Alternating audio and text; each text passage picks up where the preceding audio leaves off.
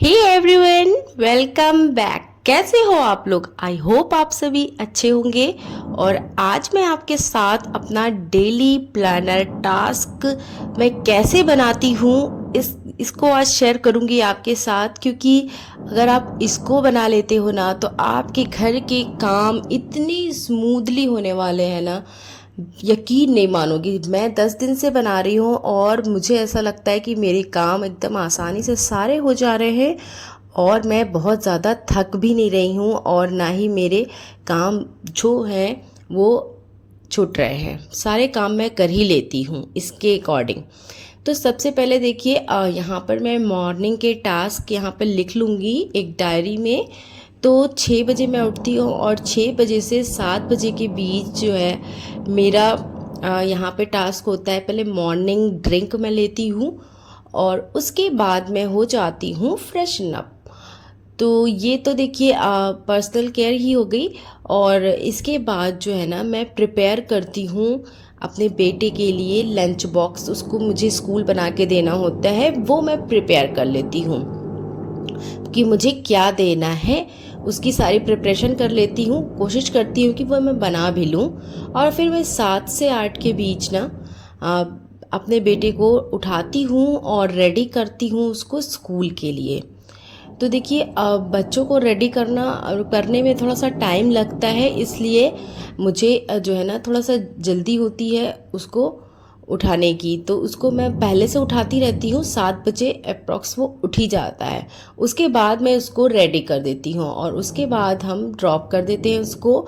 और 8 से 9 के बीच जो है मैं करती हूँ अपने एक्सरसाइज को अवॉइड नहीं करती हूँ, क्योंकि ये बहुत इम्पॉर्टेंट है। अगर मैं नहीं अवॉइड कर दूँगी ना एक दिन भी तो मुझे बिल्कुल भी दिन अच्छा नहीं लगता है।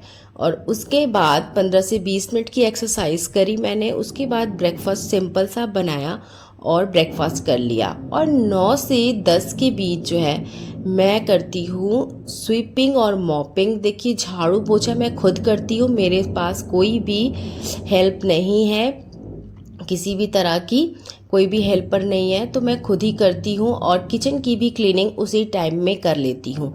इस 1 घंटे में ना सारी सफाई का मैं काम कर लेती हूँ। और उसके बाद 10 से 11 के बीच घर को रीसेट कर लेती हूँ। और घर को रीसेट करने का मतलब मैं आपको बताऊँ तो इसमें आ जाता है आपका बेड वगैरह सही करना, कुशन वगैरह सही करके रखना, जो चीज़ें इधर उधर पड़ी हैं उन्हें सही करना। और फिर उसके बाद मैं इसी 1 घंटे के बीच में एक्स्ट्रा क्लीनिंग का भी कुछ लिख लेती हूँ। जैसे आज मुझे बाथरूम क्लीनिंग करनी थी तो मैंने लिख लिया है कि इस घंटे में शायद मैं कर पाऊँगी। तो मैंने पूरी कोशिश करी कि मैं जल्दी से रीसेट करूं अपने होम को और उसके बाद जो है बाथरूम को क्लीन करूं। तो बाथरूम को क्लीन करने में मुझे 20 मिनट लगे और रीसेट करने में घर को सिर्फ 10 मिनट लगे। तो इस तरीके से मेरा टाइम थोड़ा सा बच जाता है। और फिर मैं 11 से 12 के बीच जो है ना बाथ लेती हूँ और थोड़ा सा रेस्ट लेती हूँ, फ्रूट खा लेती हूँ। उस टाइम पे मैं फ्रूट ब्रेक कर लेती हूँ अपना। और उसके बाद जो है ना 12 से 1 के बीच बेटे को स्कूल से पिकअप करती हूँ।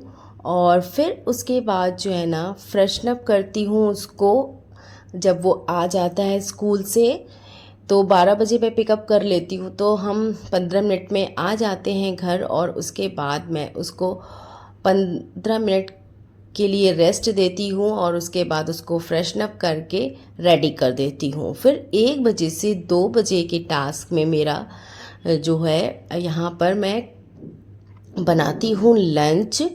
तो 1 घंटा इनफ है लंच बनाने के लिए। अगर मैं ज़्यादातर डेली सिंपल ही रखती हूँ, संडे को ही कुछ स्पेशल करती हूँ। तो फिर उसके बाद जो है ना 2 बजे तक हम बना के लंच भी कर लेते हैं।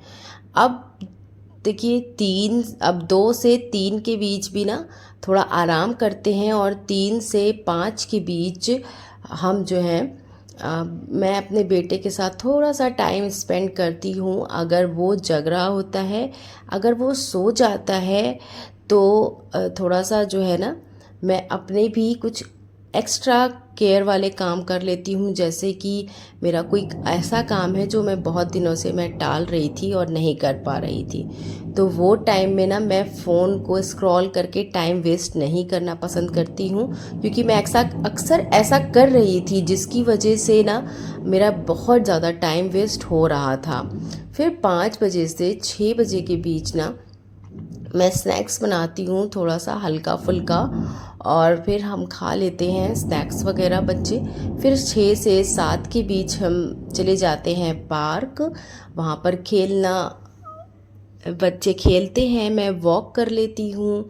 इसी तरह की हमारी एक्टिविटी भी हो जाती है कुछ, और बच्चे भी जैसा भी खेलना चाहें या वॉक करना चाहें या रन करना चाहें, जो भी, वो सारी एक्टिविटी हम 1 घंटे में कर लेते हैं। और 7 बजे से 8 बजे हम घर आ जाते हैं, और 7 बजे घर आने के बाद जो है उसके बच्चों को स्टडी करवाना, बच्चे को, और उसका जो भी होमवर्क वगैरह है स्टडी के में, और रीडिंग वगैरह करा दिया और काउंटिंग वगैरह करा दी, क्योंकि बेटा अभी मेरा छोटा है तो उसकी कोर्स में यही सारी चीज़ें हैं, तो उसको जो भी हुआ पढ़ा दिया मैंने 1 घंटे। बहुत ज़्यादा प्रेशर नहीं देती हूँ बच्चे पर ज़्यादा प्रेशर नहीं देना चाहिए, क्योंकि अभी बच्चा बहुत छोटा है। फिर 8 से 9 के बीच में कुकिंग करती हूँ और डिनर मैं बनाती हूँ। तो ज़्यादा से ज़्यादा मैं कोशिश करती हूँ जल्दी जल्दी कुकिंग करने की, और कभी कभी तबीयत नहीं ठीक होती है तो ज़्यादा टाइम लग जाता है, और मैं सोच के रखती हूँ कि मुझे क्या पकाना है। सबसे मेन इम्पॉर्टेंट चीज़ यही है कि आपकी कुकिंग टाइम ज़्यादा तभी होती है जब आप सोचते रह जाते हो कि मैं क्या बनाऊँ। तो पहले से अगर आप सोच के रखे रहोगे तो आप फटाफट उठ के बना लोगे। और फिर 9 से 10 के बीच ना हमारा स्लीपिंग टाइम हो जाता है, तो इस तरीके से ना 10 बजे तक सो जाते हैं। और अगर सो गया मेरा बेटा, ज़्यादातर बच्चे सोते हैं नहीं जल्दी, लेकिन अगर सो जाता है ना तो फिर मैं अपना यूट्यूब का काम कर लेती हूँ। तो एक्स्ट्रा में मैं इसको डाल रही हूँ, ये कभी भी मैं कर सकती हूँ, क्योंकि जब भी मेरे पास 1-1 घंटे का टाइम है, अगर उसमें टाइम बचता है तो मैं स्क्रिप्ट कर लिया, एडिटिंग कर ली या शूटिंग कर ली, तो मैं कोशिश करती हूँ इसको करने के लिए। तो थोड़े से ये जो है ना मेरे एक्स्ट्रा जो वर्क है ना, ये ज़्यादा इम्पॉर्टेंट हैं, और ये जो डेली के हैं वो तो मोस्ट इम्पॉर्टेंट हैं, बट इन्हें भी मुझे करना होता है, क्योंकि मैं आप लोगों के लिए वीडियोस डालती हूँ। और आजकल थोड़ा घर में काम चल रहा है, हो सकता है आपको वॉइस में आ रही हो आवाज़, घर में कंस्ट्रक्शन का काम चल रहा है, जिसकी वजह से मैं वीडियोस भी अपलोड नहीं कर पा रही हूँ, क्योंकि बहुत ज़्यादा तोड़ फोड़ लगी हुई है। तो इसके लिए आप लोग से मैं सॉरी बोलूँगी कि मेरी वीडियोस नहीं आ रही थी। तो आई होप अगर आप इस प्लानर के अकॉर्डिंग चलोगे ना, आप 10 से 12 दिन इस प्लानर के अकॉर्डिंग चलो, आपके सारे काम होंगे। आप हर चीज़ इस पे लिख लो जो जो आपको करना है, और उसके बाद आप पूरे दिन के बाद 10 मिनट बैठ के इसको, जैसे आप बनाते हो एक नया प्लानर, तो नया प्लानर बनाने, नेक्स्ट डे का जो नया प्लानर आप बना रहे हो, उससे पहले आप यहाँ पे चेक कर लो कि आपने क्या क्या किया है और क्या आपका रह गया है। जो रह गया है वो नेक्स्ट डे में ऐड कर लीजिए, आप ज़रूर उस चीज़ को कर पाओगे। इस तरह से आपकी जब हैबिट हो जाएगी ना, तो आप बहुत ही अच्छे से अपने घर के सारे काम एकदम प्रोफेशनल तरीके से कर पाओगे। तो इस तरह से प्लानर अगर आप बनाते हैं, आप एक हाउस वाइफ हैं, तो आपका घर बहुत ही अच्छे से ऑर्गेनाइज भी रहने वाला है, क्लीन भी रहने वाला है, और घर में कोई भी चीज़ की कमी नहीं होने वाली है, क्योंकि आपने सब चीज़ें लिखी हुई हैं आप, और इसी के अकॉर्डिंग आप चल रहे हो। तो हर चीज़ को एक प्लान करके चलना बहुत ज़्यादा इम्पॉर्टेंट होता है।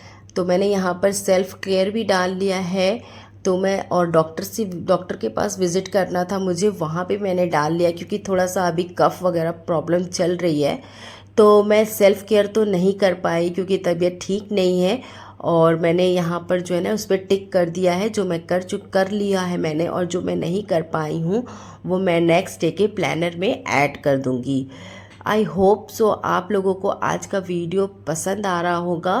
अगर ज़रा भी ये वीडियो पसंद आता है और इससे कुछ हेल्प मिलती है तो प्लीज़ मुझे कमेंट करके ज़रूर बताइएगा। और अगर चैनल पर नए थे तो फटाफट से मेरे चैनल को सब्सक्राइब कर दीजिए और वीडियो को लाइक करना ना भूलिएगा। फिर मिलती हूँ एक ऐसे ही इंटरेस्टिंग और इन्फॉर्मेटिव वीडियो के साथ। Bye bye and take care. Thanks for watching.